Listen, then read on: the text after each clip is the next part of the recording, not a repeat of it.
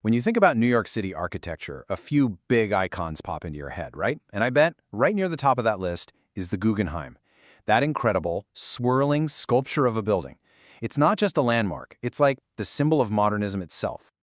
I mean, just look at it. What Frank Lloyd Wright built is basically a giant sculpture in its own right, maybe even more famous than some of the art inside. For more than 60 years, it's been this, temple to modern art right there on Fifth Avenue. But that's only part of the story. Not even half, really. This building, from the moment it was just an idea, all the way to today, it has been a total lightning rod for controversy. So today, we're going to peel back those perfect white layers and really get into what shaped the Guggenheim and the big fights that are defining its future right now. All right, so if you really want to understand this museum, you can't start with a famous architect. Nope, you got to start with the woman who had the vision, the one who kicked the whole thing off, Hilla Riebai. So who was Hilla Riebai? Well, she was this German artist, a real tastemaker, and she was obsessed with what she called non-objective art. What's that? It's art that doesn't try to paint, a tree or a person. It's all about expressing spiritual and emotional ideas. And for her, this wasn't just another art style. It was the art form for the modern world. And let me tell you, she was relentless. Her journey really kicks off in 1928. That's when she convinced this super wealthy industrialist, Solomon R. Guggenheim, to start collecting this totally radical new art. Just 2 years later, she's all over Europe buying up pieces from artists like Kandinsky. That led to the very first version of the museum in '39. And then, and this is the key part, in 1943, she was the one who handpicked Frank Lloyd Wright to build its permanent home. And that's when the next rebellion started. Because if you thought the art was radical, oh man, the building meant to hold it, it was going to be a full-blown architectural revolution. And this did not happen overnight. We're talking 16 years, more than 700 sketches, and 6 different sets of working drawings to get from the first idea in 1943 to the grand opening in 1959. You can kind of see how the whole thing evolved, right? From this earthy, almost brick-red pyramid thing to the sleek, white concrete ribbon we all know today. And the scale of what Wright designed is it's staggering. That main ramp, the spiral gallery you walk down, it's over 1/4 of a mile long. The whole idea was for you to have this one single continuous journey through all the art.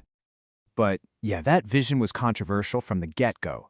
On one hand, you had Wright, who saw this organic building. He thought the sloping walls were perfect, like an artist's easel. But on the other hand, a lot of artists thought it was a complete disaster. They were like, the building is way more important than the art. How are we supposed to hang paintings on walls that are curved and slanted? And they really felt it was just this alien spaceship that landed in the middle of New York's grid. But despite all that controversy, the Guggenheim didn't just survive, it totally thrived. It became way more than just one building on Fifth Avenue. It turned into the heart of a global empire of modernism.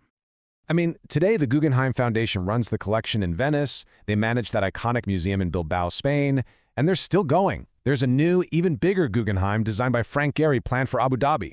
But New York is still the epicenter, the place that's dedicated to telling the world what modern art is. But now we're in the 21st century, and the institution is facing a massive reckoning. And in this weird, almost poetic twist, the building itself is giving us the perfect metaphor, because literal cracks have started showing up on the outside. See, Wright wanted this perfectly smooth, seamless look, right? So he left out these things called expansion joints. They're what let concrete expand and contract when the temperature changes. Without them, well, the building started to crack.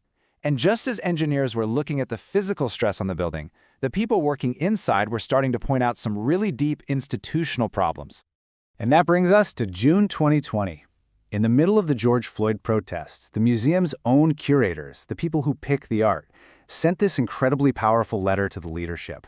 They called out what they described as an inequitable work environment and demanded that things change, like right now.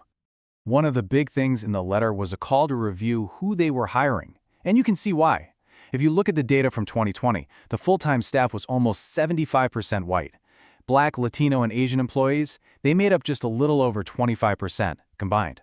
The letter also specifically demanded an investigation into how the museum treated Chadria Lebouvier. She was the Black guest curator for a huge exhibition on Jean-Michel Basquiat in 2019, and her own words were just devastating. She called her time there the most racist professional experience of my life. That really fueled the staff's demand for some real accountability. And look, this whole critique goes way beyond just staffing. People are starting to ask, is the Guggenheim's whole approach to art forcing diverse artists into a story of art history that's basically white and male? Take the feminist artist Linda Benglis. Some critics say that when the Guggenheim presents her work as just, a continuation of guys like Jackson Pollock, it totally misses the point. It kind of shoves her into this male-dominated history that she was actively fighting against. So, all of this leads to the big, fundamental question for the Guggenheim today. It's not just about fixing the cracks in the concrete anymore, it's about rebuilding the entire foundation of the institution itself. And that's the real paradox here, isn't it?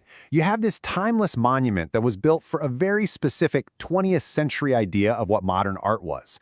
And now it has to figure out how to exist in our radically different 21st century world. The museum was born from a crazy, radical vision. The real question now is, can it find another one? Can it find a vision that honors its past, but also builds a future that's a whole lot more equitable and inclusive?